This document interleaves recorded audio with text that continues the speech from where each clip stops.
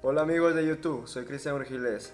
El día de hoy vamos a hablar sobre los transistores, la estructura física y modos de operación de un transistor BJT y la operación del transistor NPN en modo activo.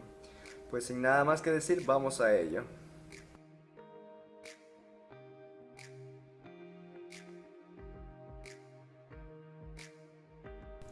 El transistor es un dispositivo que regula el flujo de corriente o de tensión, actuando como un interruptor o amplificador para señales electrónicas.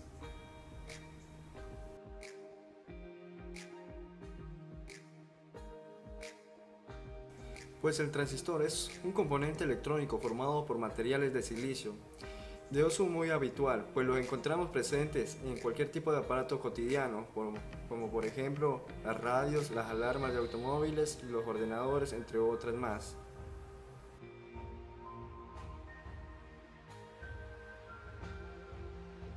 Según su estructura física, el transistor está formado por dos uniones p-n, la unión entre emisor y base y la unión entre colector y base.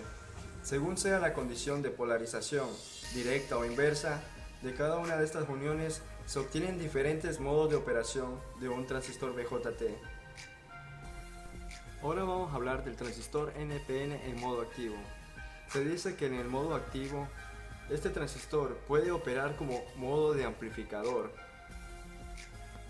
En la figura se muestra un transistor PNP, el cual se utilizan dos fuentes externas de voltaje para crear las condiciones necesarias de polarización para operación en modo activo.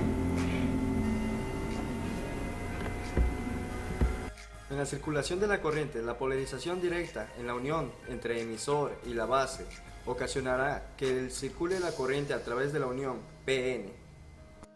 Esta corriente estará conformada por dos componentes, las cuales son los electrones inyectados del emisor a la base y los huecos inyectados de la base al emisor. Es muy importante que el transistor obtenga el primer componente, el cual es electrones de emisor a base, ya que el transistor operaría de forma más eficiente. Como ya lo había mencionado antes, el transistor consta de un emisor, colector y base. El emisor se encarga de proporcionar portadores de carga, mientras que el colector se encarga de recoger portadores de carga, y la base controla el paso de corriente a través del transistor. En la figura podemos observar dos tipos de transistores, uno NPN y otro PNP, los cuales su estructura, su composición no cambiaría. Por lo tanto, está compuesto de un colector en su parte superior, una base en el medio y un emisor en su parte inferior. Circulación de la corriente en el colector. Debido a que el colector es más positivo que la base, estos electrones excitados serán barridos de la región de agotamiento de la unión entre el colector y base y pasan al colector. Así serán recolectados para constituir la corriente del colector. Por conveniencia, la dirección de la corriente del colector deberá ser opuesta a la del flujo de electrones. Por lo tanto, la corriente del colector circulará y entrará por el terminal del colector. La corriente en la base. La corriente de base consta de dos componentes. El primer componente se debe a que los huecos inyectados desde la región de la base en la región del emisor. Y el segundo componente de la corriente base se debe a que los huecos tienen que ser proporcionales por un circuito exterior para sustituir a los huecos perdidos de la base por el proceso de recombinación. En la figura podemos observar que la entrada de corriente, el cual primero pasa por el emisor, será transportado al colector. La corriente de emisor.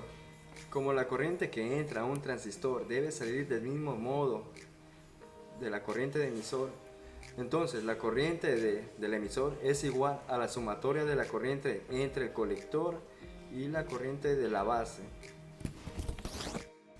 En la mayoría de los casos, la constante N para los transistores de unión bipolar serán cercanos a la unidad.